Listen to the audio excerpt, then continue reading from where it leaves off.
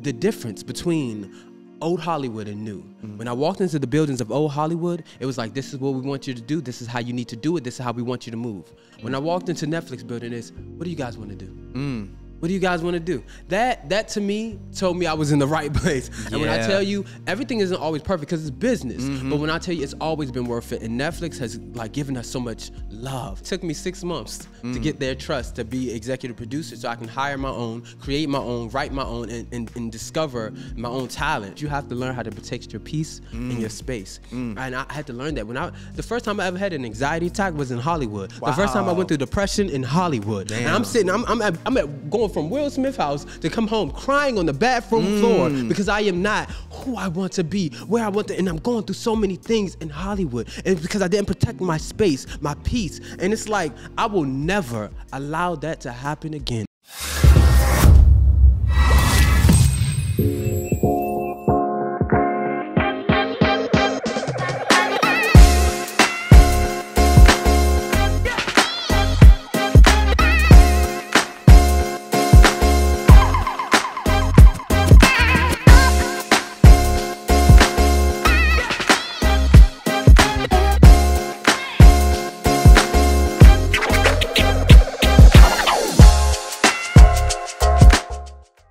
Yo, what's up, everybody? Welcome to another episode of the Inspire to Inspire podcast, the #1 place for actors, filmmakers, and content creators around the world. Today's episode, we got an individual who published his first book at the age of 17 called Dust in the Water. At the age of 19, released his first feature film called Adapt, a story about teenage bullying. And within his 20s, he's been crushing over the years. There's so much information, I have to actually write it down. WriterBoy, in his 20s, he accomplished a fleet within his years, writing, directing, and producing for commercials and entertainment for companies such as Netflix, Burger King. He's been writing and directing music videos distributed by platforms such as Vivo, VH1, and now he's actually in the middle of launching his own social media company. So let's just give a special introduction to my boy, WriterBoy. What's up, boy? What's up, sir? How you feel? Doing good, man. You been good? Yes. Hell amazing, yeah, man. Amazing. So glad you came on here today, bro. Yeah.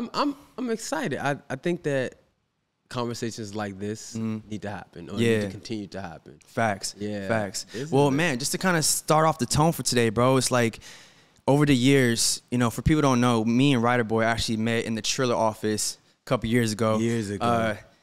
One of his right hands is King Vader. Yes. You guys already know who he is. I'm sure you watch all his YouTube videos, but that's actually, I got to know WriterBoy through King Vader. Yeah. And over the years, man, I've been keeping tabs on your stuff, bro. You've been building. Like, it's not easy. From the pandemic, from before the pandemic, and even till now, you're doing your thing. But the question is, like, what's your why? Where did this all start from? Why acting, filmmaking, and producing, writing? How did this all even start? All right, so transparency. I started writing when I was like 10, 11 years old. And I guess for me, it was an escape. It was an escape from the world that I was in at that moment. I didn't I didn't feel heard. I didn't know who I wanted to be, where I wanted to be, and I felt uncomfortable in the space that I was in. And so I started like creating these different worlds that did not exist. I remember my mother reading some of those journals, and she was like, "Well, is this what's really going on? Is this how you really feel?" But it was me escaping and becoming someone else. Creating someone else. It was like therapy to me. Yeah. And then like I think it was when I was 17, I published my first book, and then I went on to, before Adapt, I did a short film. It was called I Am Like Tiffany. Okay. And it was about women's abuse. Oh, and snap. I did it for a scholarship. And when I dropped that short film, it was something different. The response of people telling me that I was their voice, to keep doing what I'm doing, that they showed it to their aunt, their mother, that this film transcended art.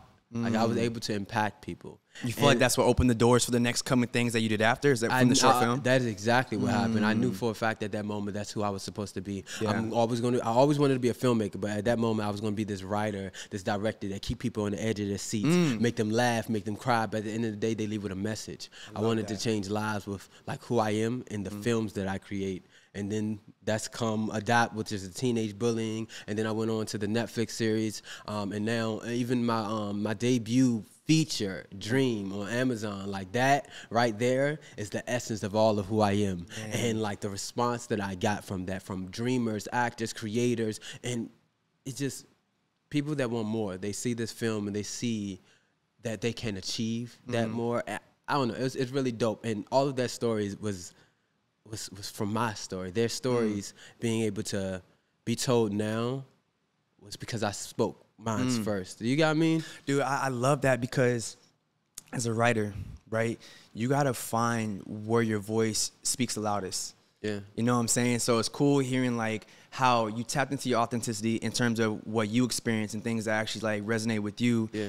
And he became that voice because a lot of times as filmmakers, we create things to give representation. Yeah. So the fact that you're giving representation, showing what people are dealing with through teenage bullying, through the female side of things, and you're able to be that voice, it inspires somebody to step up and to use their voice to do the same thing in their own way. I was having a conversation with someone the other day, and they said, "Why do you do what you do?" And I remember like creating the films that I create, and I remember telling them I never had someone speak for me, and so I want to speak for others. Damn, that's real. Yeah, that's powerful, bro. That's crazy. It's amazing to dive into these worlds. With Dream, it was about this young boy that was growing up in the foster care system, not understanding who he was or where he was going to land, just knowing that he had a dream of becoming something more. And in essence, that was like a piece of my heart put into this character. Like I left something behind when I left this character. But when I write, I go and I develop these worlds, and I go into these worlds before developing them. Like I want to understand the culture that I'm talking about. I want to understand the world that I'm diving in. Like going into the foster care system and understanding how all of this works from the system side to the kid side. It was really I don't know. It was really dope. But long story short, creating these worlds like and speaking for others, that's what I'm meant to do. I'm meant to be that voice and impact people and change their lives, and also let them know that they have hope, that there is hope, and there is a future past all of our pain. And Dream came out on Amazon, right? Yeah. Okay, yes. so hold on. This is what's dope about you, bro. You're working with Netflix, doing Netflix Dreams. Yes. You've had deals with Lionsgate, and now you got a movie on Amazon. It's like you're crushing it with so many different networks or different distributions, and you're building all this credibility, I would say, over the years. But it's like for the kid, just like you right now, who's from Washington, D.C., who got limited resources. Yeah. You know what I'm saying? He doesn't have access to everything that we got access to out here. Yeah. How does somebody like you manifest all those opportunities now, being from Washington, D.C., where you guys didn't have as much access? You coming out here and realizing what you got and then going full throttle. You know what I'm saying? That transparency, like I told you off camera, I feel like that's why. I feel like the essence of not having nothing and building something from nothing there, and then them giving us the tools out here, or given us access out here. Yeah. Like I'm running with that by any means necessary. Like, and then for me, I don't know, both of my parents, they're true go-getters. Like my father's side of the family, they're all CEOs. They run companies. Dope. And like it's not. It was destined for me to do what I'm doing now, and I know it's not an option for me. I love that. Like, for me, I think next opportunity right here. No, you know what I'm saying? I love that. I love that. I don't have nothing to go back to or to lean on. I got point A. Point A is it. Plan A is it. And I'm not going nowhere. I literally would spend my last coming out here. The first time I ever came out to Los Angeles, I remember planning it out. My mother always told me I need a roof over my head, food in my mouth, and transportation. I saved up $1,500 for an Airbnb out here. This was the oldest Airbnb in the world. I had like 3-4 asthma attacks in it. It was just old. It was small, and it was like 10-15 of us in this one bedroom, little small cotton house. Damn. But I saved up $1,500, and I got us an Airbnb. And then for transportation, Irv he packed up his whole car maybe a month prior and just moved to Los Angeles. I knew Irv before he got to Hollywood. Hey, shout out to Irv, man. You've been doing your thing, bro. Yes, yeah, real killing talk, it, man. Respect, killing it. respect. Like it's insane. And he's also a producer on my Netflix series. Mind you, he came out here with nothing. He packed his car, drove out here. I remember asking him, do you have a plan? Like, what are you going to do? I don't know. I'm just going. So when I saved up the $1,500 and I bought the Airbnb, you're gonna come stay with us. You don't have to stay in your car. You're gonna stay with us. Now now you have a roof over here, and we have transportation. And food stamps was a thing for me back in the day. So that was the food in our mouths. We came out here. I remember our first big event. We went to Justin Bieber's penthouse, and it was like, I remember it felt like we were in a movie.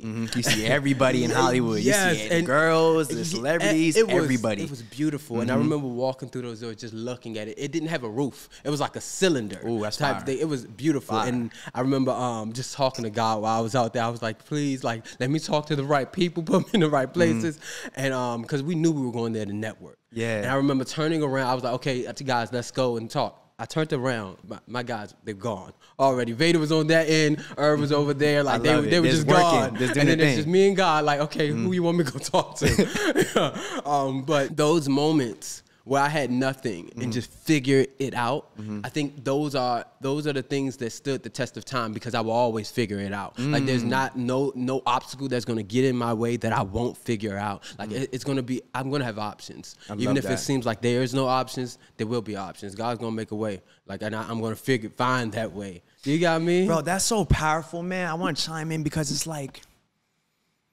all right, I feel like the theme of my past week has been conversations about walking by faith and not by sight, right?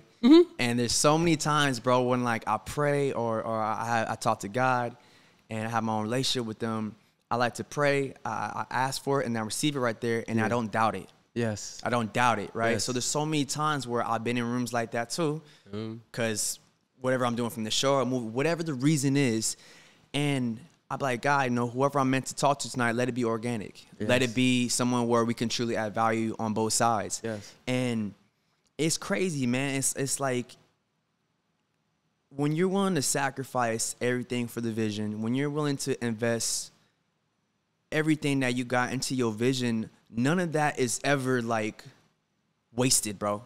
Yeah. It's residual investment, and my godfather uses the analogy like a piggy bank, bro, because you're putting your coins in your piggy bank. That's your skill set. You're studying, you're researching. So you're doing your foster care project.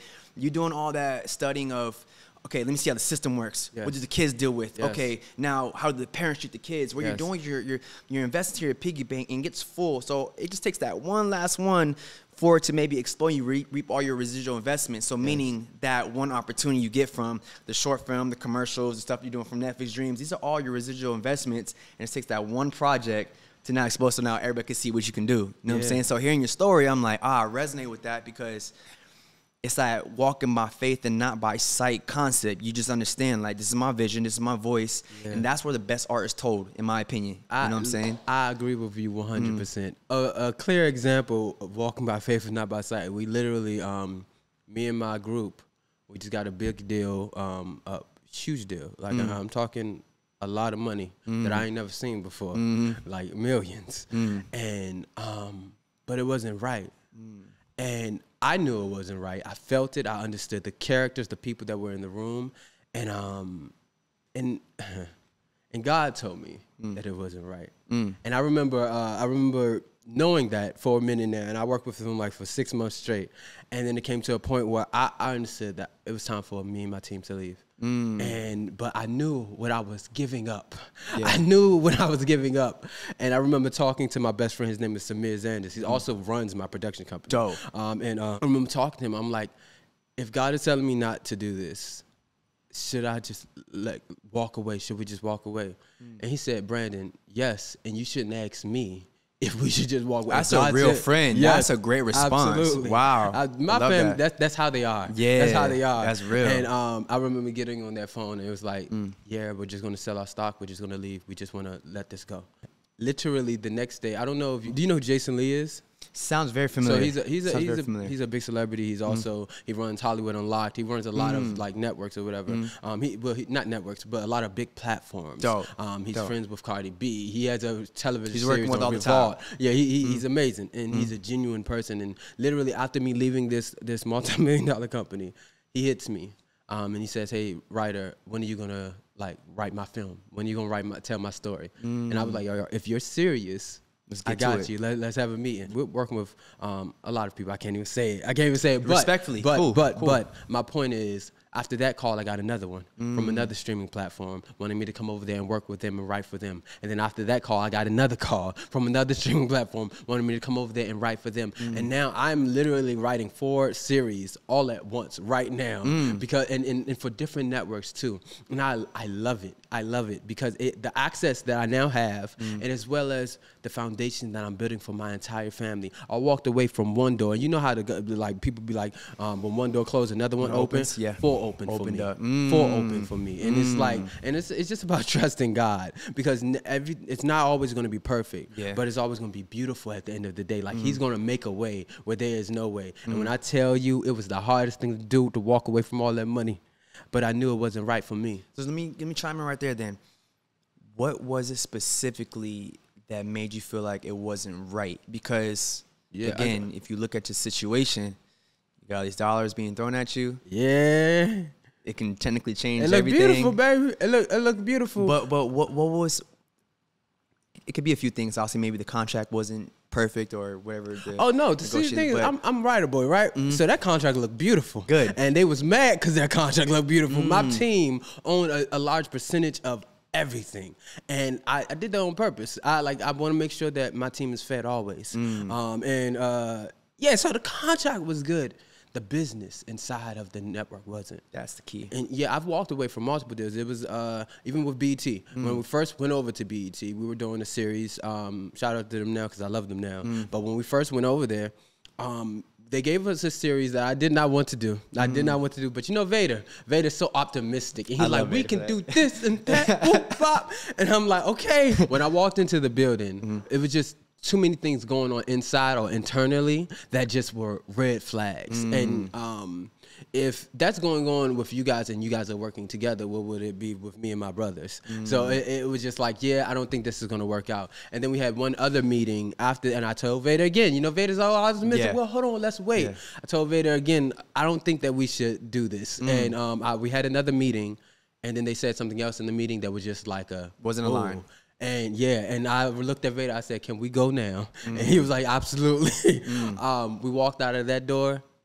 What door opens? Netflix. Wow, for Netflix Dreams? Yes, and when the difference between old Hollywood and new. When I walked into the buildings of old Hollywood, it was like, this is what we want you to do. This is how you need to do it. This is how we want you to move. When I walked into Netflix building, it's, what do you guys want to do? What do you guys want to do? That to me told me I was in the right place. And when I tell you, everything isn't always perfect because it's business. But when I tell you, it's always been worth it. And Netflix has given us so much love, so much devotion, and so much freedom too. Like to do what we want to do. That's hire what you our own strive for as a creator. Because it's like, let me use my voice. Like, you know what I'm saying? So I love that. That's fire. And for me, like, because I'm a creator and a businessman at the end of the day, so I understand how these rooms work. And at the end of the day, transparency.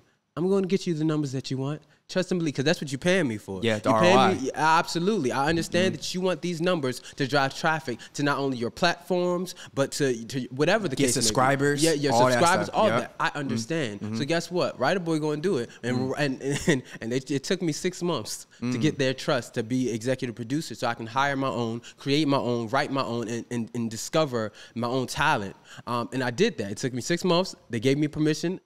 All I'm going to say is that it was worth it. And it was worth it for them, too. My first episode hit 2.1, 2.4 million views. Like, y'all been crushing it, bro. Yes. Y'all been doing y'all shit, bro. When I tell you, the Netflix building, they was running around like, hold on, what? Excited. Yeah, like, yes. But it was beautiful, though. Yeah. And it's just like, all this goes to say that when one door closes, another door shall open. Dude, I'm so glad you shared this gem because there's a few things I want to segue into out of this, right? One, you inspire me, bro, for real. Because I've been doing my thing as an actor over the years, working with the best on TV shows and films, but I'm now in a position now to getting my first series picked up and sold. And that's been such a different ball game on, you know, how we had to get things together logistically. Yes. What's going to sell. Yes. You know, all these things that you don't have to worry about as an actor. Yeah. Like, even in film school, they didn't teach me this stuff. Okay. Real talk. Because they in film schools, they teach you the set etiquette and how to work set, but they don't tell you about the business. Yes. Show Yes. business. Yes. A lot of times people Yes. got the show, but they ain't got the business. Yeah. So that's why I want to look at you, King Vader, Irvin, and now you're mentioning your other partners. I see the alignment in y'all team because one, not only do you guys have a bunch of creators, but you got somebody who comes from a family. Yeah. CEOs. Yes. Who understands business. Yes. You know how to look out for your own, but at the same time, do what makes sense and what's fair. Absolutely. So, nonetheless, what I want to segue to is like, okay, you got this, you manifested this. But how did you deal with the rejection? How did you deal with the times where you weren't getting the yeses? What were some of the things that you struggled with, and how did you overcome that? You know what I'm saying? So it's not even how did I deal with. I still deal with it. Like just because we walking into a room, there's certain rooms that we're still rejected from, or certain places that they don't want us to come in. Recently, we were in New York. Vader was doing a premiere in New York, and it was just a lot of stuff. It was press runs. It was we did a lot of things in New York. But so it was an event that we were supposed to go to, right? And I remember talking to my handler and telling him, hey, I don't have the information for the event. I need you to send this X, Y, and Z. And the company, she was just very standoffish. And like, I don't know, if you were supposed to be there, then you would have got the information. If you didn't get the information, you're not meant to be there. Mind you, I got the information. I just didn't get all of it. I need to know the details. It was on my itinerary, baby. It was on the itinerary. But it was that moment where it just felt like she didn't want me in that room. Yeah. And so I'm WriterBoy. So since you being petty, I'm gonna be pettier. I'm gonna go over you and I'm gonna call your boss. And that's how I'm gonna get the information from him. Yeah. And I did that. And I remember getting this text back from the dude. He gave me the information, but then it was this long paragraph about how this event is a certain type of place. It's a certain type of statue that's supposed. Yeah. And he was like, and I remember telling him, I know that. I know that. I'm a WriterBoy. I got you. And it was just the response that he gave me that just rubbed you the wrong way. Yeah, and it let me understand and know that they didn't want us in the room. And I remember texting Vader and telling him, stay in this hotel room, we're not gonna go. And then like 5 seconds later, because he texted me back, he's like, okay. 5 seconds later, I called him, I said, no. Bring yourself down here. Let's go. Yeah. Just because they don't want me in the room doesn't mean you shouldn't be in there. Absolutely. And I've always been like that. I got into this industry when I was 18 years old. Like my first film that I did it at 18. I premiered it at 19. Then I was partnered with this company with Lionsgate. Like I've been here for over a decade. Yeah. And I know you've been doing your shit, bro. And it's like I've always been the youngest in the room. I've always been the blackest in the room. I've always felt uncomfortable. Genuinely. Like I'm in this room with all these older men that don't believe that I deserve a seat here. And immediately I used to feel the same way. I felt a certain type of way with being in that room until I realized, like, even if they don't want me here, I'm here. And I deserve the seat because I fought for it. I may have gotten, yes, absolutely. And I may have gotten it earlier than they have, but that has nothing to do with me. And transparency, their feelings have nothing to do with me, baby. Facts. If you don't like, if you don't like me in this room, then that's on you. I'm here, and I'm about to do so much more to stay here. And I'm gonna say this too, like dealing with rejection, I've gotten used to it. Like, because if you don't see me now, you're going to see me later. Some people aren't meant to run the race with you. Some people are meant to watch among the stands. So it's just like, it doesn't like infuriate me or hurt my feelings like it used to. And now people see me. At 17, I published my first book. At 18, I created my first film. At 19, I premiered that film. It did not just sell out, it oversold. After that, I went on to do Burger King commercials, Netflix commercials, and then I worked with BET Comedy Central. I then did my series with Netflix Dreams, which I executive produced, wrote, and got paid to do all of that. And after that, we have me becoming a best-selling author with my second book. We have me making it to Forbes. We have me debuting my feature film on Amazon, my first feature film on Amazon, like official. And I say all that to say I'm 28. Yeah. I'm 28 and I still a lot more to do. Yeah, so if they don't see me by now, then they just don't see it. They don't get it, and that's okay with me. You got me? Like, they will see it because transparency, all these doors are opening now. All the networks that I'm working with now, they see me, they hear me, they hear my voice. And like to everybody that like feels like they aren't seen now, just wait patiently and understand. It's not about how you start, it's about how you finish. Absolutely. And if they don't, in transparency, you can't get mad at people that don't see what you see in your head. Like you see this version of yourself that they just can't see right now, and that's okay. Yeah. They'll see it when you bring it to fruition. So it's like I had to understand that and learn that because I was hurt so bad by people not seeing me, not getting me, not understanding me, and I had to understand that they can't see what I see. They didn't see the WriterBoy that I see now. They see him now though. And when I got on Forbes, when I tell you the calls that I was getting, it was like, oh my God, like you're here. I've been here. Yeah. I've been here. Dude, that's a bar, bro. The reason why, I'm 31, right? Yeah. I started my journey as an actor when I graduated high school. And I was 18 years old. I didn't get signed until I was like 24. I got my breakout role in 2016 on Ray Donovan, and that's where everything really started changing for my life. And nonetheless, you know, fast forward years later, 10 years into this game too, and I'm just now getting to that point of getting over that feeling. You know, because as a creator, as an actor, as entrepreneur, you get to a point where you feel like you need help.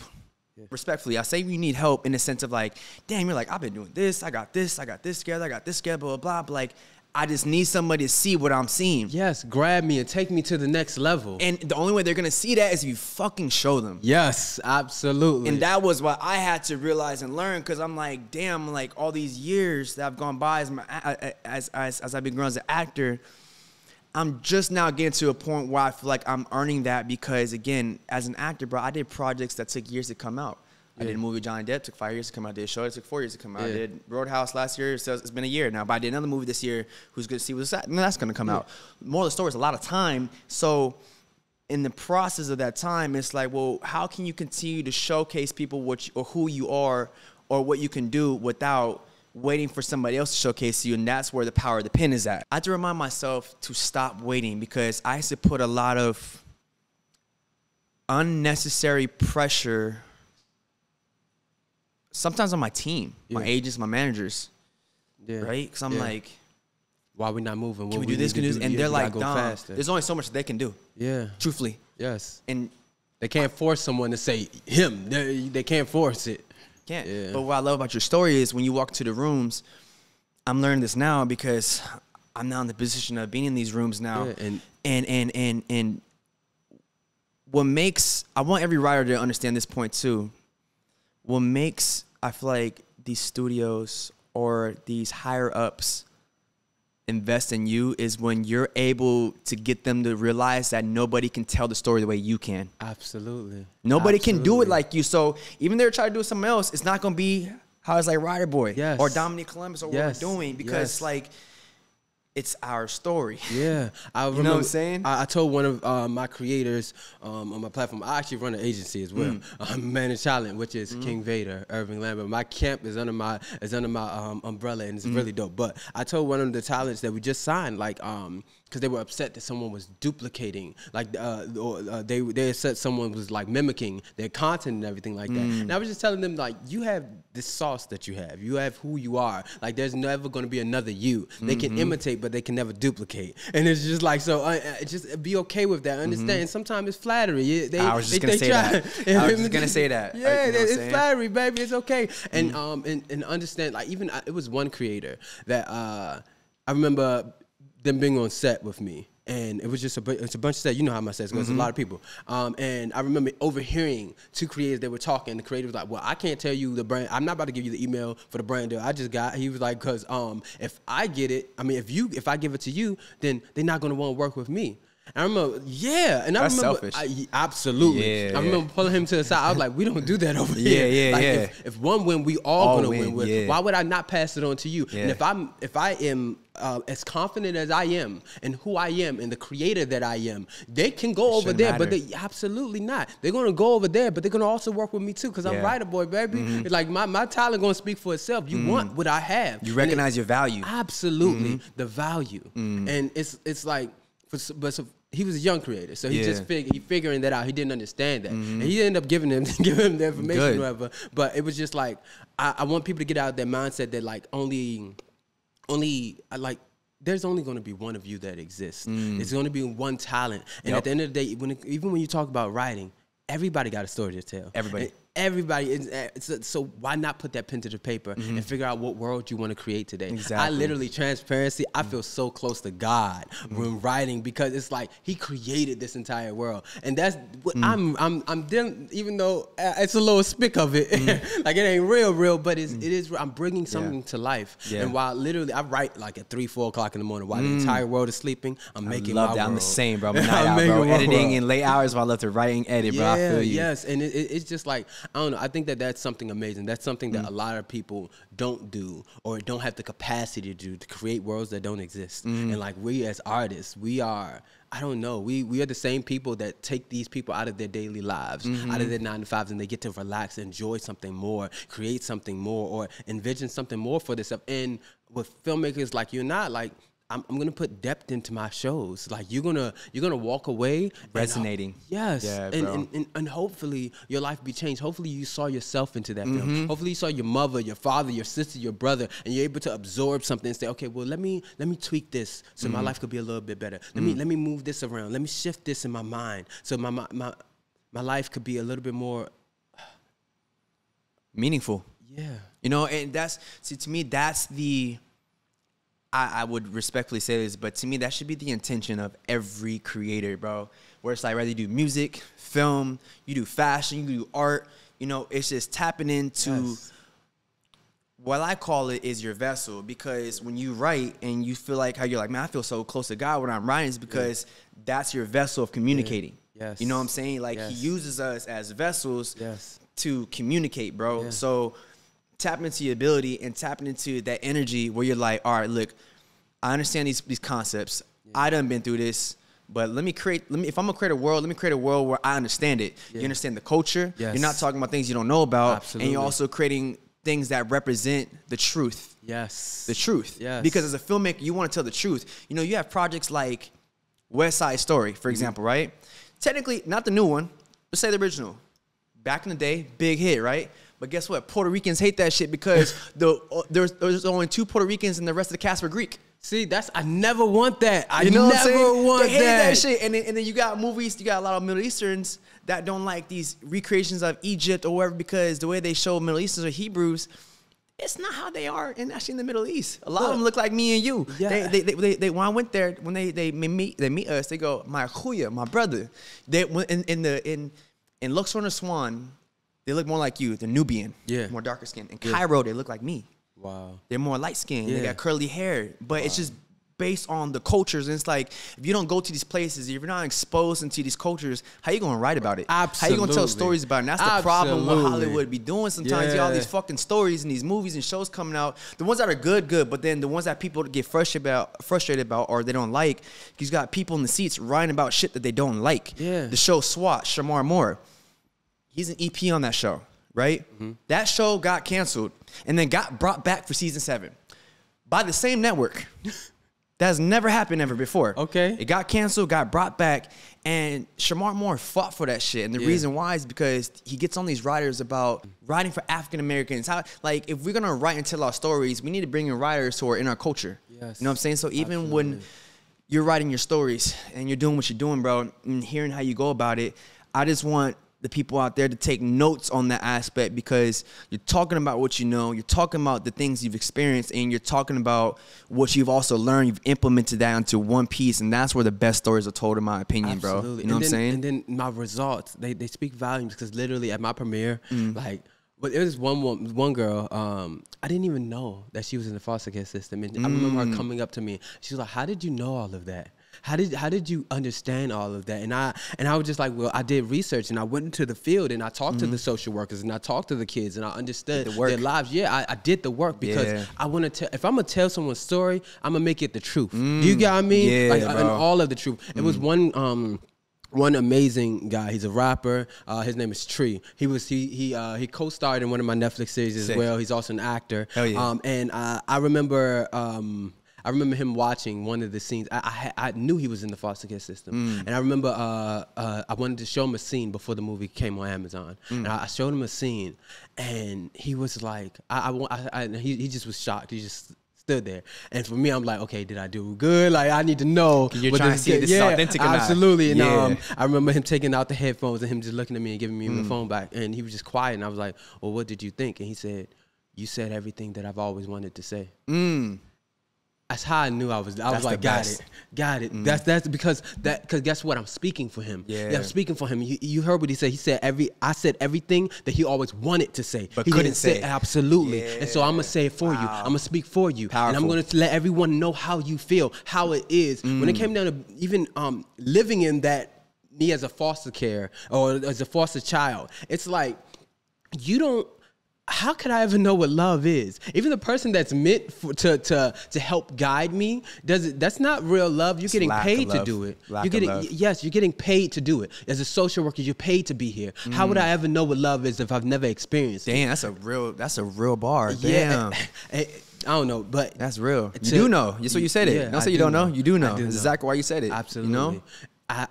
It is amazing being able to go into these worlds, create these worlds, develop them, tell their stories, and then have others come and thank me for telling their stories. It's this one video where this boy, he cried. And it was so emotional that I did not post it. Like I wanted, like my team wanted yourself. Yeah, because my team was like, when people see this brand, they're gonna run and watch the film. And I'm like, but this is a little too much. Like it's a lot. This boy was pouring out his heart, telling me that he was that character. That's meant that for I wrote. Yes, Yes, for absolutely. You take that. Absolutely, because he sent it to me. You got me. He just wanted me to know that I affected him, that I changed him, that I did something to him, and that's all I needed. That's all I needed to know to keep going. Like so, transparency. Bump what the networks feel about me. Bump what the people in the room section feel about me. Even though the networks love me, but like bump if they don't get it, if they don't see me. Because the people that are meant to see me, they're seeing me. They will see you. Yeah, the people that are meant to hear my voice, they're hearing me. And like that, I at DreamCon, have you been to DreamCon before? Nah, I haven't been there, but I want to. I'll be seeing all the stuff on. I'm like, this looks dope. So you know I was on you and Vader always be showcasing y'all work there, man. Absolutely, like, absolutely. So I had a panel there, and I had given out my books and stuff like that afterwards. When I tell you, everybody was waiting for me at the door. Like it was beautiful. It was a group, just a whole crowd waiting for me at the door. And I was signing autographs and stuff like that. And security came and they were like, hey, we need you to go to the stage, the main stage, so I could get on stage with RDC World, Vader, and just all the big celebrities and everything like that. And because it was the end of the convention. It was the end of the convention. Gotcha. All the stars get on stage and they say their goodbyes. Showing love. Yeah. And everyone, like, I saw their faces. And I was just like, yeah, I'm not going nowhere. And then one person was like, it's okay if you have to go. I was like, nah, that moment can always be there. I know them. Like this moment is for you guys now. I won't have this moment. Like I won't have you guys forever. You guys won't have this moment forever. Yeah. And like when I tell you leaving there, and I did that because that's really who I am. Yeah, you got me. Like that moment it will be forever. Like this year I'm going to DreamCon. I'll be on that stage again. That doesn't matter. What matters is you guys right now. What matters is you have questions for me, and I want to give you some answers if I can. And so those are the moments that matter to me most. I say that to say that they're who matter. The execs aren't who matter, like, to me. Like, the execs aren't who I do this for. Yeah. I do it for them. Like, yeah, I gotta play politics and I gotta go into these rooms. And there are some execs that I really love. Like, they mess with me heavy. Certain execs who understand culture. Yes, absolutely. Will help the vision out. You know what I'm saying? I gotta respect those guys. They get the culture. Yes. You know what I'm saying? It's one exec. His name is Jamal Watson. And when I tell you, like he has been, and it'd be funny to me because when I talk to him, he's like, really? He was the vice president of Overbrook, which is Will Smith's production company. And now he's the VP over at Monkey Paw Productions, which is Jordan Peele's production company. And when I tell you that like the love that this man has shown me, and he looks at it like it's not a big deal. To me, it's a big deal. And literally, we was at DreamCon last year. He was there, and I remember him pulling me aside. He called my name or whatever like that. I came over. I didn't even know he was going to be there, and him telling me that he's proud of me to keep doing what I'm doing. And he said to me, "Stop second guessing yourself. You got it." it's moments like that to him, it's just a conversation with him and I. But to me, it lasts forever. Those are keys. Yeah, absolutely. Keys. Because I am that way. Because transparency, if I fail, there's 25 men behind me that's failing. I can't let that happen. Let that down. That's a lot of that. Yeah. That's a lot of pressure. And then I have family to take care of too. I already told you. Like so, I have a lot of things to worry about. I cannot fail. Failure is not an option. You take accountability for what you got to do to get it done. Absolutely. You see, and it's not an option for me. And so sometimes I do second guess, and I want to make sure I'm making the right moves. And every time I see Jamal Watson, he's like, "Yeah, we see you. We hear you. We like don't second guess yourself." It's always a gem that is thrown, and in transparency, it's not like he's like, "I'm gonna throw a gem at WriterBoy on purpose." He's just speaking from the heart. Yes. And if he see me, why I don't see me? You get that? Like I need to make sure that I look at myself the way that he sees me. The first time I ever called him, it was years ago, and I had been around him in his circle and stuff like that. We was at Will Smith's house. It was a moment, and I remember like I wanted to ask him a question. Going to your point too, I'm gonna revert back there. I wanted to ask him a question about selling my films, and like because I saw him put his film in the film festival, and in my head I'm like, you're Jamal Watson. Why are you going this route? Yeah, why are you going to film festivals? The answer actually was because I remember getting on the phone with him and he was telling me his exact answer is like WriterBoy because I want to sell my films, and when you get certain accolades like best film at this film festival, best actor at this film festival, when you are transitioning and putting that into streaming platforms or putting that into theaters, these distribution companies are going to pick it up more because they're saying, oh, this can sell. Best this, best that. Oh, they love this, they love that. Okay, so that's going to make us credibility. Money. Yes, absolutely. And it shows that this is a film that can make me money. And like that's what these networks are looking for. Yeah. And so I understood it, but I didn't understand that before until I talked to him. It's a numbers game. Yes, it's absolutely. A numbers game, bro. But when I tell you that to finalize, when I call him, I was so like, and this is a high executive. This is not like some regular version of the street. No Joe Schmo. Even though that's how he is. That's just how he's just cool. I remember calling him, and I had this whole spiel on the phone that I was going to say. I was going to call him. I was going, hey, this is Brandon Washington, a.k.a. WriterBoy, walking on water that changed life. Do you remember me? ... And I remember I called him, and all I hear was, hello? Hey, what's up, WriterBoy? Huh? You still got my number saved? You still the whole approach got to change. I didn't even know he had my number saved. I didn't know, like, we were in a group chat with other creators and stuff like that. We had maybe 1 or 2 conversations. We didn't talk as long as we talked. And but they see you. It's about putting your work out there. It's about it's about creating and letting the world see the worlds that you create. Do you got me? Bro. Like he knew me before he knew me. He saw me before he saw me in person. Like and it's just it's a beautiful thing when you're able to walk into rooms and they already know who you are.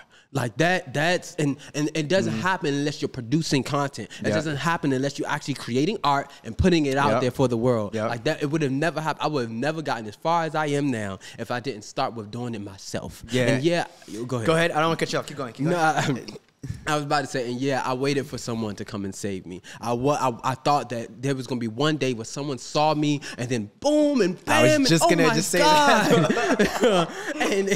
and it's like it's not going to happen. And I realized, or it happens to very few. And I realized that there was no Superman coming to save me. I realized I was going to have to be my own Superman.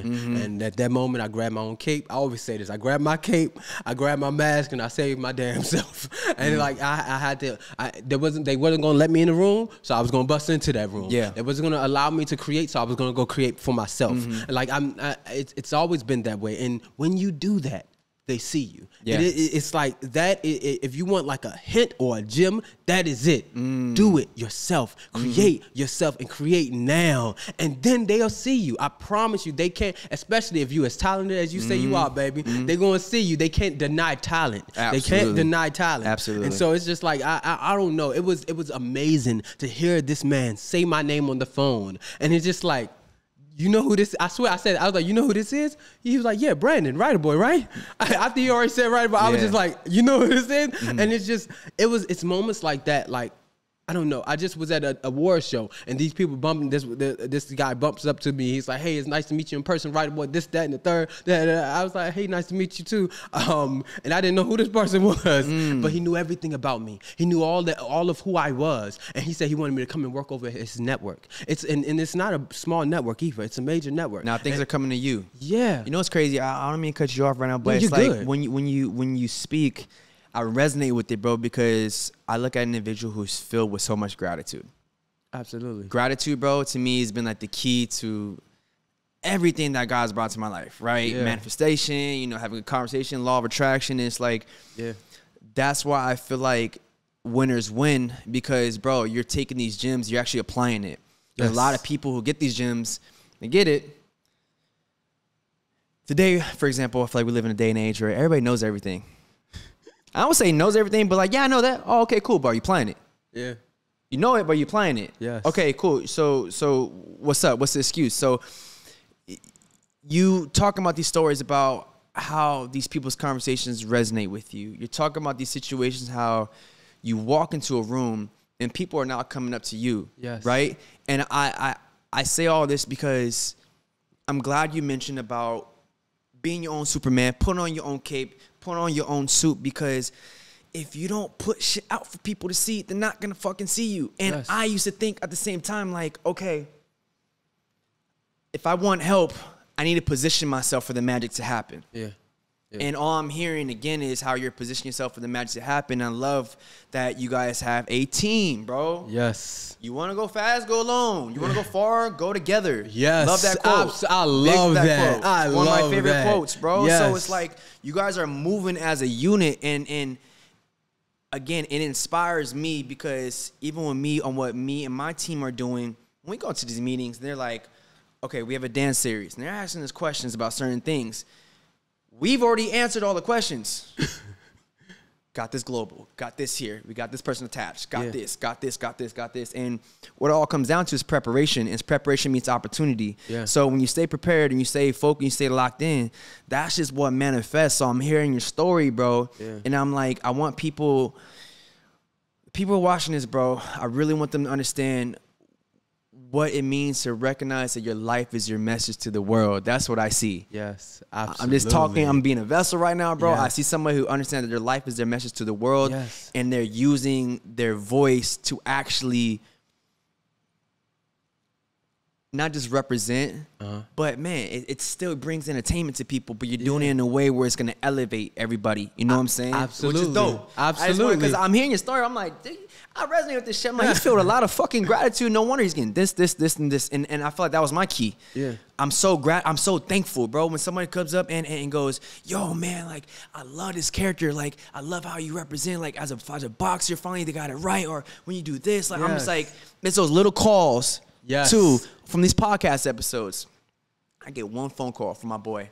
Yo, man, I was going through something, man, and I needed to hear that, bro.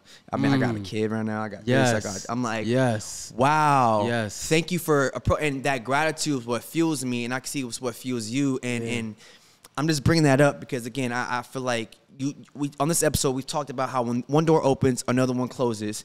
When you have a team that you believe in, you guys can go a lot further. And at the same time, when you recognize your value and recognize what you can do, you do it for the people. Don't do it for the execs, because the right execs will invest in the vision as long as you're investing into it. Absolutely. Quick question. You ever seen that movie Flamin' Hot? No. Watch it on Disney+. Okay. It's about how this dude invented the hot Cheeto recipe. Wow. Okay. Mexican, East LA. Okay. Vatos, like cholos, like for some real shit, bro. Yeah. And you see his story, bro. On this movie, you see how he's in a situation, got family, got kids, living in the hood. One of his other homies is like, yo, I work for Fritos. I mean, I can try to get you a job, no promises, whatever. He goes to Fritos and starts seeing how they're all working, understands he's just using his eyes. He's a no education, no background on none of this stuff, right? Mm-hmm. He's just looking at the environment. He's like, damn. He's like, okay.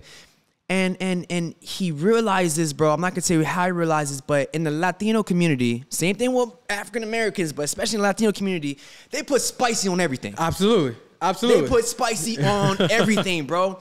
So he's like, why is I walking to the store and we ain't got nothing spicy? So you came with the idea of the hot Cheeto formula. So you said you could do it for hot Cheetos, Doritos, Fritos. You could do it for Lays, right? But what the interesting part was how he got in contact with the CEO.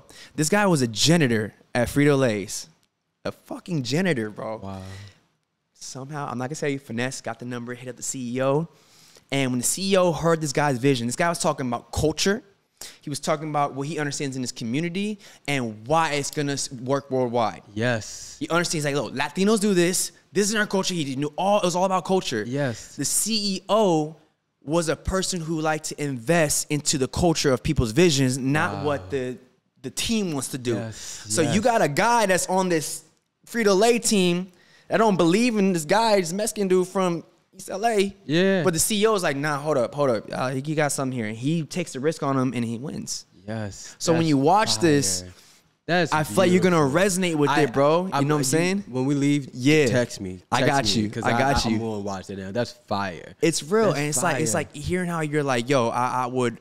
Even if I feel like I wasn't meant to be in the room, you're gonna be in those rooms. My dad would tell me these stories. My dad was a professional dancer. He toured the world with everybody. Michael Jackson, Madonna, David Bowie. The list goes on. But back in the day, they didn't have agencies to represent dancers, so they had to crash auditions. So my dad, being from Cincinnati, Ohio, would have to crash auditions. Absolutely. They didn't want him in the room, but he's like, I'm gonna show up. I'm gonna show you what I got. And that's what got him these tours. That's what got him hopping on stage and dancing out of this Midnight Star concert, just going off popping. My dad's an old school locker and shit and popper. So the talent was undeniable. Yes. So moral of the story, I love that you brought up the fact that when you stay dedicated, you focus on your talent, and you don't focus on what these execs are doing, but you focus on the culture and the vision, you will win. And don't worry about the time frame, though. Yes. You will win. And one thing that you did say that I want other people to know too is that you have to have some type of hustle in you. You have to. It's mandatory. Be a hustler. Yes, mandatory, bro. This is not we're not sitting behind a desk at a 9 to 5. We are in Hollywood, baby, and these streets is mean. And they got sharks. And they will eat your ass up. Yeah, absolutely. Real talk. You have to be able to work your way into these rooms. You know how many we now get paid to go to conventions and DreamCon and VidCon and all this other stuff. We used to sneak into them. I was gonna say, what happened before? Absolutely, like we used to make badges and everything like that. Yeah. We were. I was the innovator for the fake badges and everything. I promise you. Literally the first. I love it. Which is so messed up for me to even say, but for real. But that's how you got to get it done. Absolutely. Yeah. That's why I be confused. Why this is not. You have to be prepared to work your way into that room. Just make sure you have substance when you get into the room. Because sometimes you got look. I done finesse my way into so many rooms. I'm telling you, because that's how I can't go home. So if you telling me I can't get into this room, one of us gonna be wrong. Because I'm not going home. And I've got one of us gonna be wrong. I love that shit. I'm going into that room. I'm getting in there. I'm getting in there. And then when I get in there, I'm lifting up the window for my niggas to come through the window. It's just like that's just how everything's earned, though. Yes, which is my favorite part, bro. Yes, you know what I'm saying? And when I tell you my team, even more with my team, you mentioned a good point. Like I love my team because they're just like me. They're relentless. They're not going nowhere. And like we alone, we're wolves. Like we're gonna eat. But when we come together, it's a bloodbath. There's not one crumb that's gonna be left over. Everyone is gonna know that we were here. They're gonna know we were here. When it comes down to Irvin, when it comes down to Vader, when it comes down to Samir, heading my production company, like our circle and transparency. Our energy is very valuable. We understand like what we procreate. Like, did I say that word right? I think I did. I'm WriterBoy, not speller boy, not word boy. Hey, I'm dyslexic too, so I'm right there with you. What's up? But genuinely, like we know the energy that we harness. When transparency, when Irvin, I just got out of a meeting with another person, a conference call, and they were talking about Irving on the phone with me, and they were like, I don't know why Irvin finds these people, but he just continues to find these talented people. Irvin has an eye for talent, and when he finds them, I'm putting them on Netflix. When he finds them, he didn't found 2 special effects artists that's not even in the country, and we didn't got them paid. Like there's one of y'all use was it Drew Worth in Kenya? Yes, Drew. I love that kid, bro. Yes, Drew he is dope, amazing. Bro. Yeah, he helped me with one of my videos. He's dope, bro. Amazing. I like Drew Worth, bro. And when I tell you, Drew has gotten work after work after work that after kid work. is hungry. Yes. And again, now I'm going to cut you off, but it reminds me of your story, bro, because you talked about, before we got on this episode, how you came from Washington, D.C. Yeah. you guys had a lack of resources to get even. There's only like one cop car out there. You guys to even rent to shoot, and you guys got 3 photography studios out there. There's lack of resources. So, but I also think that's why you guys are so hungry. Now the kid like Drewworth, who's in Kenya, his turnaround time. Yes, it's insane. It's gonna be there the next day. Come on, let's go. People in LA ain't moving like that because they got too much going on. There's too many distractions. They're not hungry. Yeah, absolutely. You're not hungry. Do you know how many times where I've tried to get shit done and there's delays? Don't get me wrong. If you actually got you're like, my schedule's like this. Yeah, then cool, understandable. But it's like that hunger and understanding, like knowing what it can create, and that's why I feel like you use that bloodbath concept where you guys are all wolves. I resonate with that because I have a tattoo right here, wolf. Okay. And the concept of it is because a wolf in a pack leads from the back. Yeah. He watches everybody. Yes. The leader isn't in the front. Yeah, he's in the back. He's watching. He puts all the strongest people in front of him. No, he puts his most important people he wants in the middle. It's the family. Puts the strongest in the front. Yes. And it operates. So the concept, that's why I love wolf graphics. I love you guys. The whole concept of the wolf thing, I'm like, I resonate with the mentality. It's the mindset, because it's like, yo, man, like we're strong as a lone wolf. But when we come together, we're even stronger. And I notice all you guys are creating things together and individually. Yeah. Irvin got his Powerpuff Girl stuff. You got the One Piece project. Vader got this things. You got your things. It's like, and you guys come together. You know what I'm saying? And understand that even when we're alone, we're together. Like, we are behind each other's projects. I know. But we I've seen that. For me, it's like we don't have to. One thing people have this saying like, if one win, we all win, right? And that's cool. But like for me, it's like, no, Vader just won. And I'm happy for that. I don't have to be a part of his win to be happy that he won. Celebrate that. Yeah, and I'm always gonna do that. I'm playing, like one thing I love about my team is we play our position. If Vader is directing today or if he's premiering today, when I tell you we didn't hire people to come out, cheer, hold the banners, we all out there making sure that everything is good. We play our position. You don't step on each other's toes. Absolutely. When it's Irv's turn, where you think Vader is? He on the sideline, do screaming and like we're making it happen for each other, because of each other. No ego whatsoever. Yeah, and it's just like, for me, it's like everyone isn't like that, especially in Hollywood. Yeah, everyone isn't like that. This is baby. It's like what you said. You just said that their schedule is booked and packed, and some people are. My schedule is booked, but guess what? I'm here, right? Yep. Because of love, because I have you. You got what I mean? Yep. Like, so it's like no excuse. Yeah, no excuse. And then there's some people that really isn't booked, and they're just I got this going. Yeah, they want to be something that they're not yet. You get what I mean? And but for me, it's like you said, I have gratitude and I'm humble. Now I will always be humble because I hear that and I feel that from you, bro. That shit's real, bro. Yeah, I where I am now is nowhere close to where I want to be. Like next year, the year after that, the year after that, I have work to do, and I'm not perfect whatsoever. So it's just like I'm not out here to sell perfection, because I'm nowhere close to that. Yeah. And so why do I need to have an ego again? I used to think that I had to do that because other people did that in Hollywood. Nah, I'm okay. And this has got me so much further than an ego. Yep. So remaining who I am will continue to get me in so many doors, because I'm nice, I'm kind. And when we all leave this table, I'm not coming in this table to win and get the biggest check in the world. I'm coming here to make sure that my team fed, but you happy too. What did you say you wanted from me? What did you say you needed from me? Like transparency, that's how I feel like I win more than others in these rooms, especially in these business rooms, because a lot of people coming in, they're trying to win, and I need this and I need that. And when I come in the room, like Netflix did with me, I do with other networks, I do with a lot of execs, it's, what do you need from me? They ain't never heard that. What they hear when they come in the room is, I have this project, this is how much I want, this, and for me, it's like, what do you need? What are you guys looking for? Okay, bet, I have something for you. I got this, got this. Yes, and this is what I need. Does that work out for you guys? How can we make this work for everybody? So when I get up from the table, because even though it was one deal that was going around, and they was giving out a lot of money, but a lot of people was trying to really hit their heads. And when they got to me, they were like, WriterBoy, we don't have that. So I don't know what you guys are looking for, but we don't have that amount of money. And I was just like, well, how much is what you come asking for? Okay, give me a quarter of that. No, give me half. I ain't say a quarter. I said give me half of that. And just allow me to build a relationship with you guys. When I tell you, them people ate once.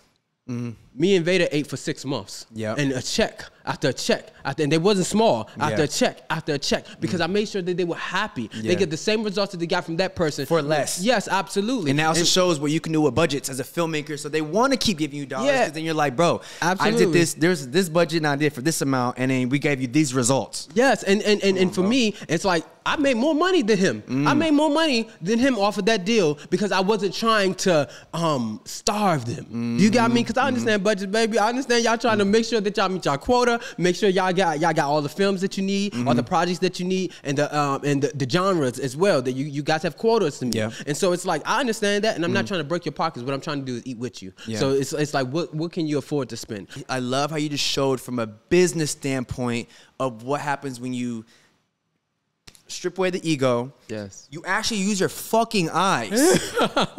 What happens is people don't use their eyes, bro. And that's my problem. Is I walk into the room, feel out the energy, feel out the vibes, but then be like, yo, this is what we got going on, but I also understand what you guys are looking for, and this is why it's going to be that perfect fit. Yes. Now let's collaborate together and let's build. Yes. So we can now go ahead and take this to the next level. And I love the fact that you also said you guys ended up working for 6 months while that person worked for 1 month because they didn't see...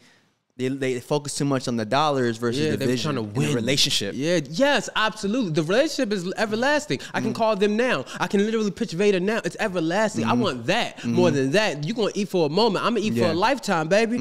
But they don't get the game. They don't get the business. They are artists. We are all artists, and it's like, but as an artist in this entertainment industry, in this entertainment business, you have to learn the business. Literally. Like, facts, bro. Yeah. And one thing, so before we close things out, man, because and there's something you brought up that I actually kind of want to dive into.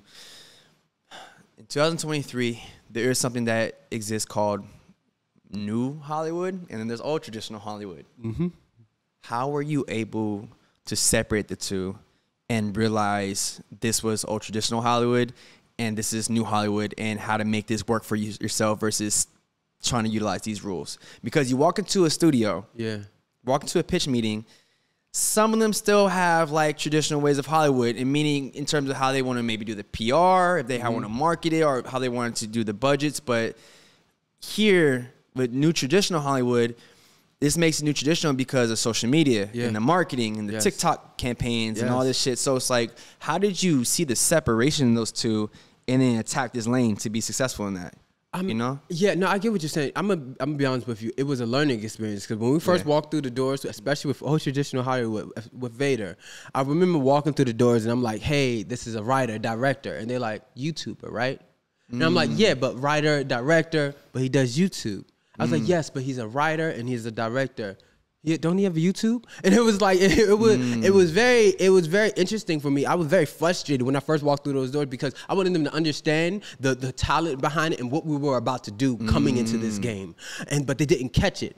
But what I did, jumping through hoops, I see. Just like you was talking about, like seeing, I see the room, I understand it. My words wasn't gonna change them. So what I did was I put him on a turtleneck, got him on Fox 5, got him on this magazine, that magazine, hired a PR agent and got them to have him on spreads on multiple things. And every time he was on the news, it was writer, director. The next time I walked into the room, they call him a writer and director. I love that. Old Hollywood, like press matters, marketing matters to them. Bro. It's real. To me, when I came into this game, I didn't care about what people, the outside world thought about me. It's just about like me. I just want to make movies, baby. I just want to make movies. But understanding the business, it matters how the world perceives you. It matters how, like, it matters you being in front of the news. It matters you being on magazine covers. It matters the story that you tell outside of your art matters. Do you get what I mean? And 100%.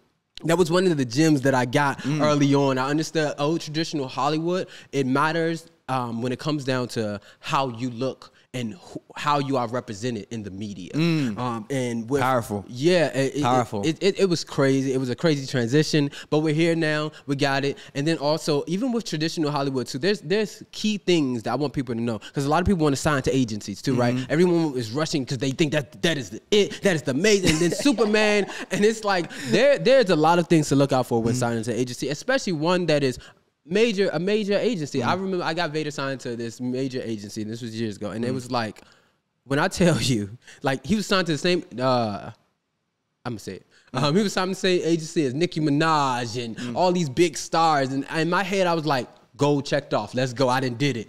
And then we're sitting.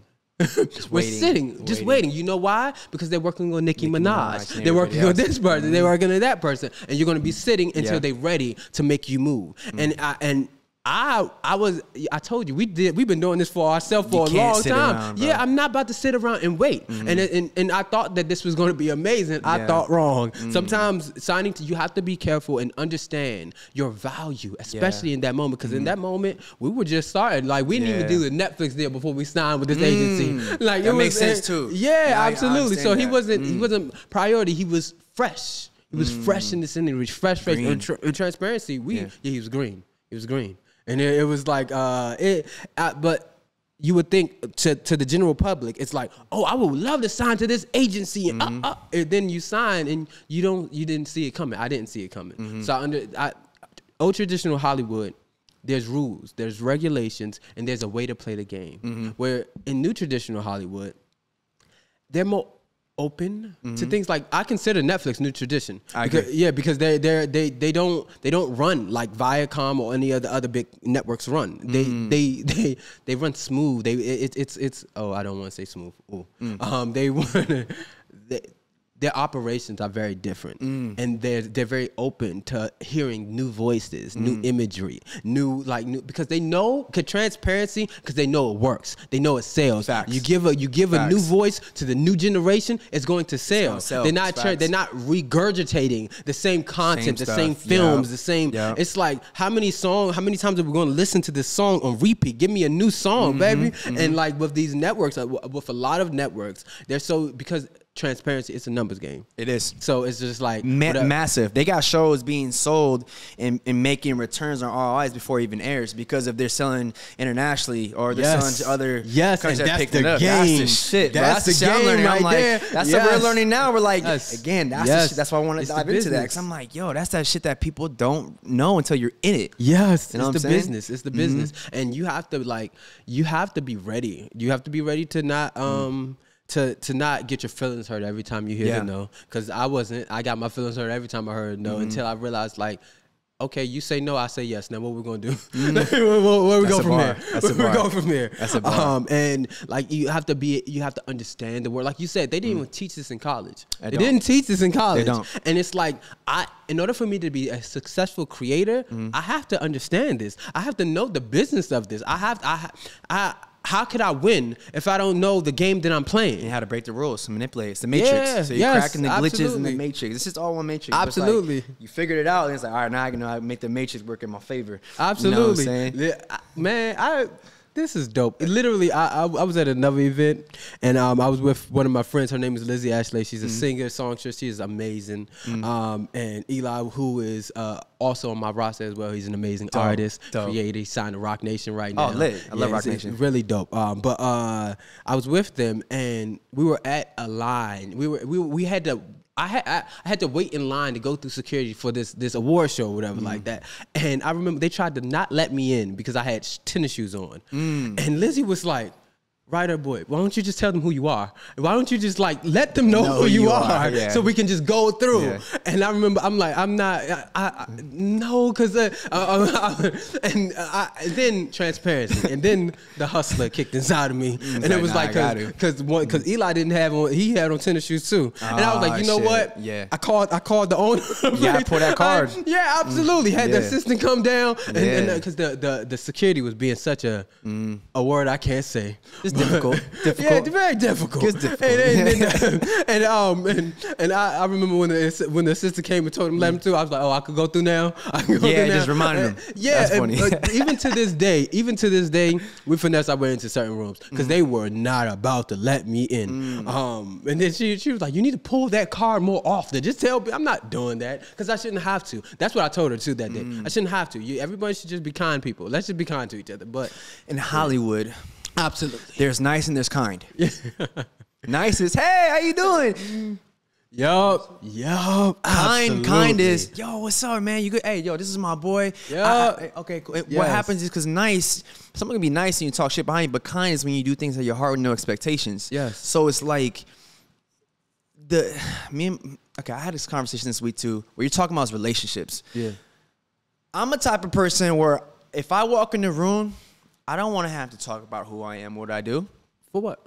I just don't. I just want to just vibe. Okay, cool. Like, how are you doing? It's just power talk. I think my personality speaks more volume than that. Right? Yeah. But you walk into a room, you walk into a situation where if things are being difficult or whatever, sometimes, respectively, people do need to be reminded. And you do need to pull that card in the sense of if you're going to an event and you need to take pictures, you need to go and do all these things. And now they're stopping you.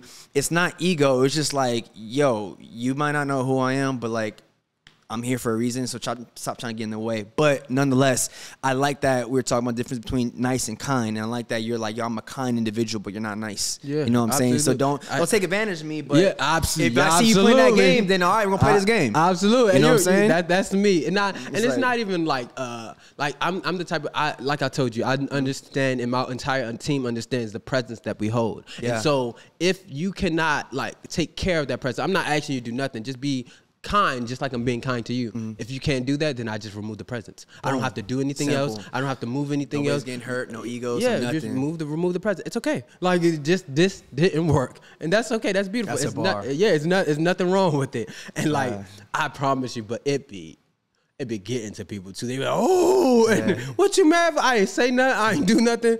That's just because it doesn't work. And in Hollywood, you have to learn how to protect your peace and your space. I'm so glad you said that. Say that one more time.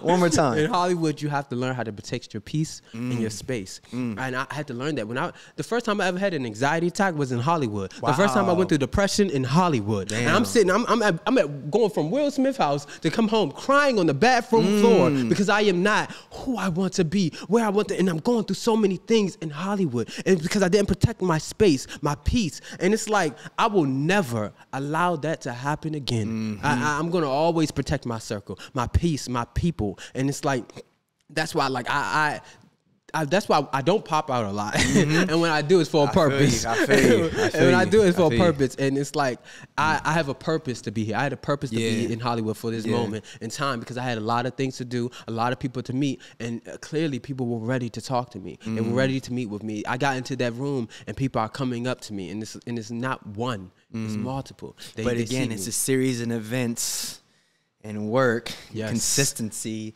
that attracts all that. So I love hearing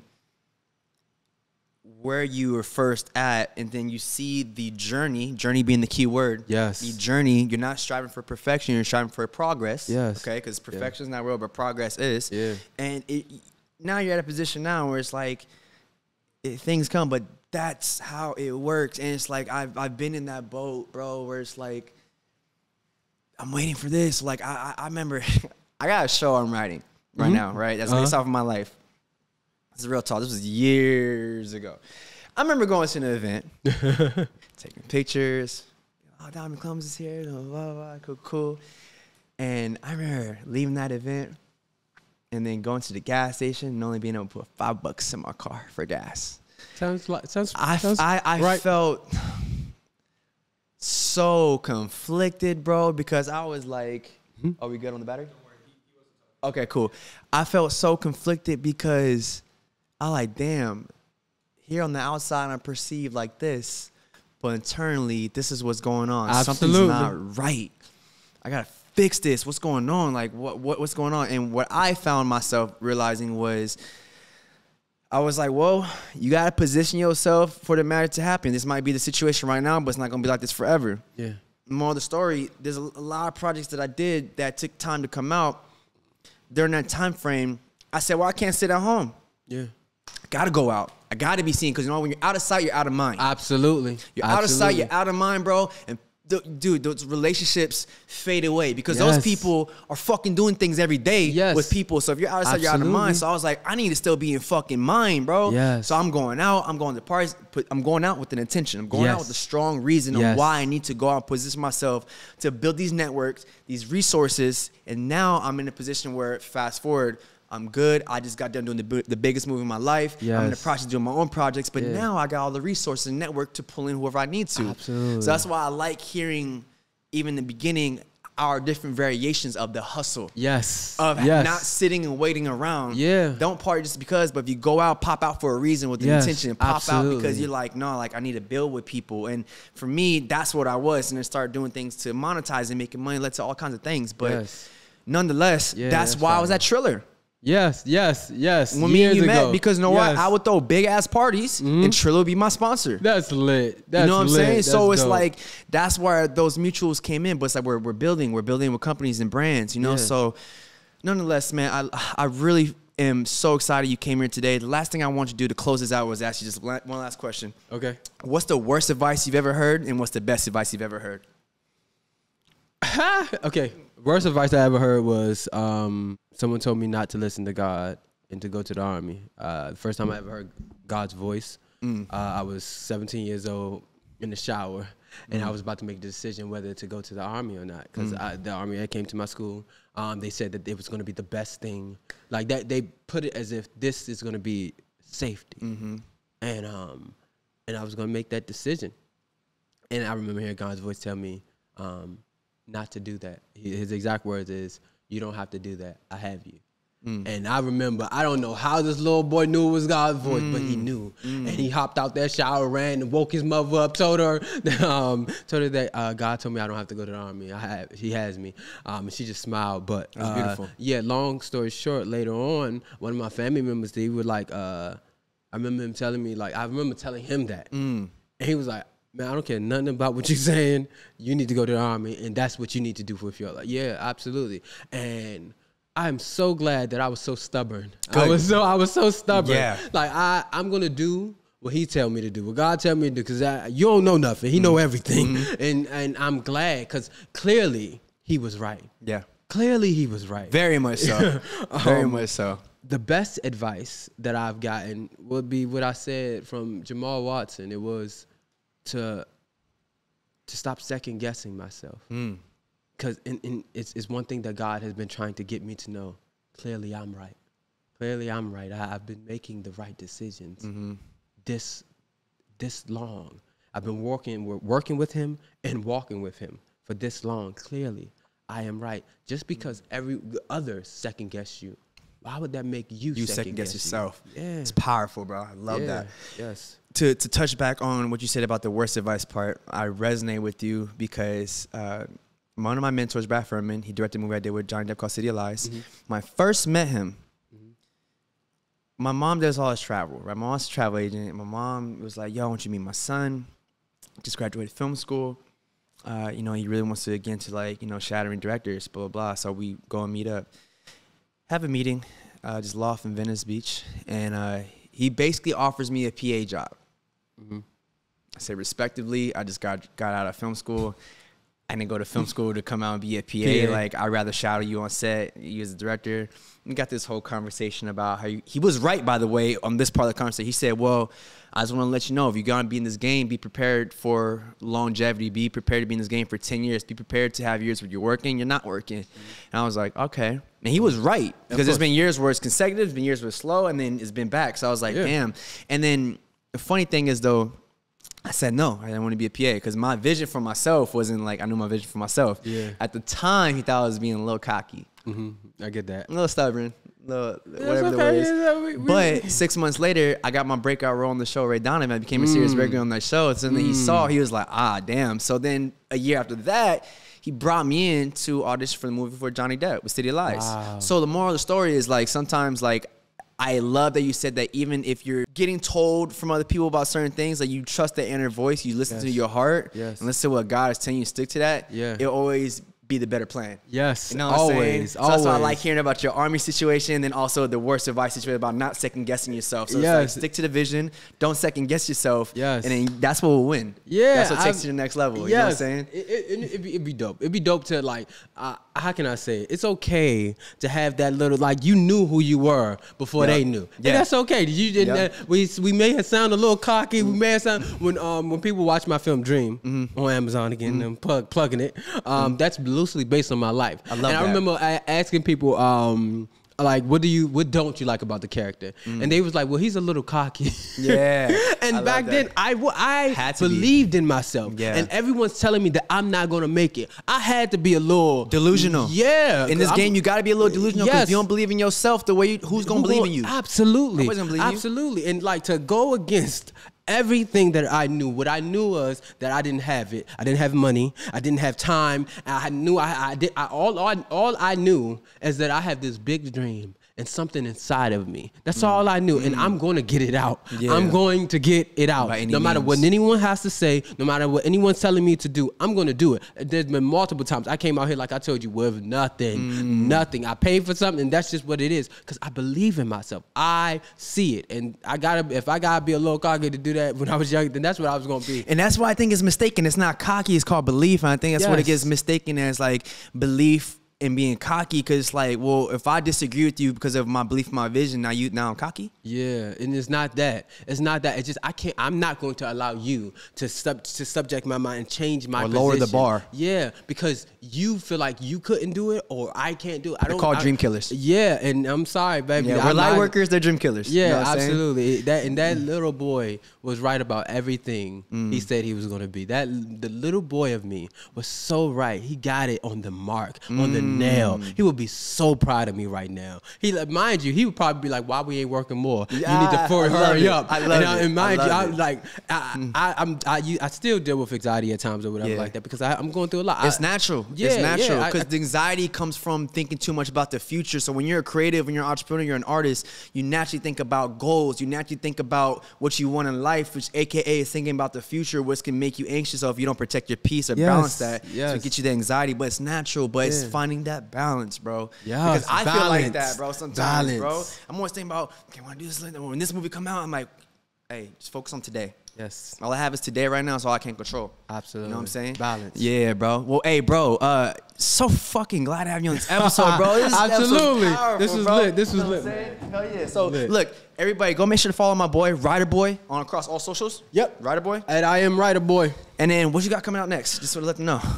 A lot, actually. Yeah. I'm working with multiple networks right now, so I can't speak on those. But I know my next film, Broken, is going into production later on this year, which I'm so excited about. This is going to be amazing. But you'll probably see multiple projects from me before that too. So just stay on the lookout. Right now, they can go buy my book on Amazon right now, How to Be a Dreamer. When I talk about crying on the bathroom floor and being at Will Smith, I was going through all that. I was journaling the whole way through, and I'm young, and I didn't know I was going to publish this and make it. But I was just crying, writing out how I felt in that moment. That struggle and that process that you talk about going through, I went through it, and I was writing my way through it the entire time. And so that book is called How to Be a Dreamer. Sick. And I love that. Absolutely. That's badass. It's really Respect, dope, bro. And it's beautiful. Even when I go back and read it, it's just a reminder sometimes to myself, like, okay, you got this, you understand this. So this is what we do when we're here.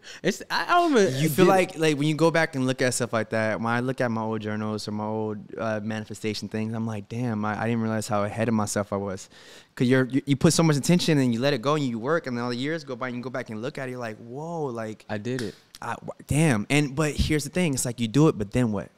Yeah, because start planning to do once you get it, because that's what people stop at. They get it, then what? Yeah, they stop. Yeah, you keep going. Yes, you're not stopping. Because I'm already on the fourth or the fifth or the sixth or the seventh. Yeah, and it's like I see so much more than where I am right now, and it's like I have to get there. I have to grab it, and it's funny because as I'm on the way, I see even more. Yeah. I see more of who I am. I see more of and not just work. I see more of the man that I'm going to be. I see the future and who I am. I see the future lives that I'm going to change, the future people that I'm going to be there for, the people that I'm going to speak into. I have my retirement plan already set out, and I'm gonna say it right here so that way years later I can look back on it. When I hit like 60, 70 years old, I'm gonna have my own talk show. It's gonna be like Dr. Phil or something. I've done changing the world and changing them with my films. Then they call me Tyler or Perry, the next Tyler Perry or whatever. Like after I've done everything that I'm supposed to do on this earth and change as much lives as I can,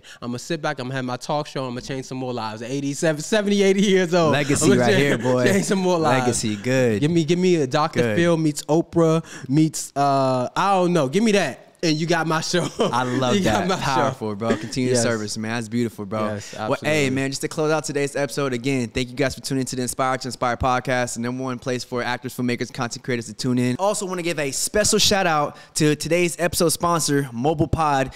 Yes. They're badass. Anywhere you go in the world, you can go to the desert, you can go to your house, you could be out in the forest, wherever you're at, Mobile Pod can actually come out and set things up for you. Sound, lighting, and cameras. So just want to give a big special shout out to this episode sponsor, Mobile Pod. All I'm going to say is this. When I came in here, the whole setup was beautiful. It was lit already. The whole, it's dope to see something like this. I've never seen anything like this before. Y'all lit. Y'all lit. It's like production on wheels. A whole production company coming Mobile right Pod, to you. Bro. That's fire. Yeah, man. Again, so hey, that's from me, Dominique Columbus. That's from WriterBoy. Shout out to Yes, Mobile sir. Pod. Appreciate you. And see you next episode, man. Peace out.